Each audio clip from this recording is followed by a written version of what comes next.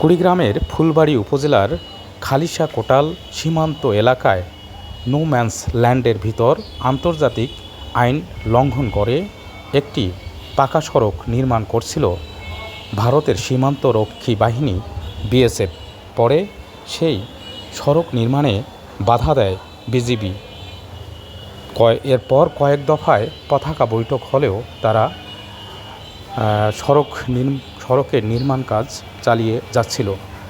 এ বিষয়ে যখন বিজিবি পুরোপুরি প্রস্তুত নেয় এবং তাদেরকে তীব্রভাবে বাধা দেয়, তখন তারা সড়কের নির্মাণ কাজ বন্ধ করে এবং পরবর্তীতে যে উচ্চ পর্যায়ের একটি পতাকা বৈঠক, অর্থাৎ সোমবার উচ্চ পর্যায়ের দুই দেশের যে বর্ডার সিকিউরিটি ফোর্স, সেই সিকিউরিটি ফোর্সের উচ্চ পর্যায়ের কর্মকর্তা অর্থাৎ লালমনিরহাট বিজিবি এবং সংশ্লিষ্ট ভারতের যে সংলগ্ন যে জেলার বিএসএফের ঊর্ধ্বতন কর্মকর্তা, তারা কিন্তু সেই এলাকায় এই পতাকা বৈঠকটির আয়োজন করে এবং সেখানে তারা সম্মত হয়, অর্থাৎ বিএসএফ সম্মত হয় যে সড়কটি নতুন করে কোনো সড়ক নির্মাণ করা হচ্ছে না। ওখানে যে একটি পুরাতন সড়ক রয়েছে, সেই সড়কটির সংস্কার কাজ তারা করবেন।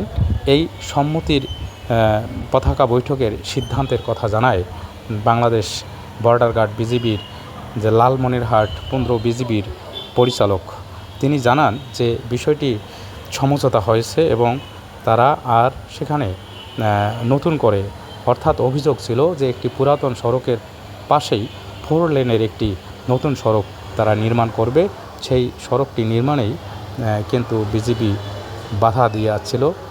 সেই সড়কটির নির্মাণ কাজ কিন্তু বন্ধ করে দেয়, কিন্তু তারপরও আবারও সেই সড়কের নির্মাণ কাজ শুরু করবে কিনা সেটি নিয়েও সংশয় রয়েছে। তবে বিজিবি যেটি জানিয়েছে যে উক্ত সীমান্তে, অর্থাৎ খালিশা কোটাল সীমান্তে বিজিবির কড়া নজরদারি থাকবে, যাতে করে নতুন করে কোনো সড়ক নির্মাণ করতে না পারে। অর্থাৎ যে পতাকা বৈঠকে যে সিদ্ধান্ত হয়েছে, এই সিদ্ধান্তের বাইরে যাতে করে কোনো নতুন করে সড়ক নির্মাণ করতে না পারে, সেই সিদ্ধান্তের কথা জানায় এবং সেখানে কড়া নজরদারি রাখার কথাও জানায় বিজিবি।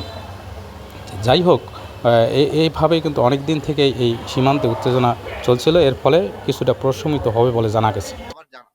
বাট কোনোভাবে এই রাস্তাটাকে তারা প্রশস্ত করবে না। প্রশস্ত করতে গেলে তারা বলছে যে আমাদের ডিজি লেভেল যে টকিং আছে, সেখানে হচ্ছে কি আপনাদেরকে তুলতে হবে, তার আগে এই কাজটা তুলতে হবে না। এবং আপনারা আসলে যে প্রশস্ত করছেন কিনা, করছেন কিনা সেটার জন্য হচ্ছে কি আমাদের টিম যাবে, টিম দিয়ে তারা সত্যতা যাচাই করতে চাচ্ছে। অনলি রিপেয়ার ওয়ার্ক, তারা বারবার যে জিনিসটা বলতে চাচ্ছে, এখানে রিপেয়ার ওয়ার্ক হচ্ছে, এডিশনাল কোনো কনস্ট্রাকশন হচ্ছে না।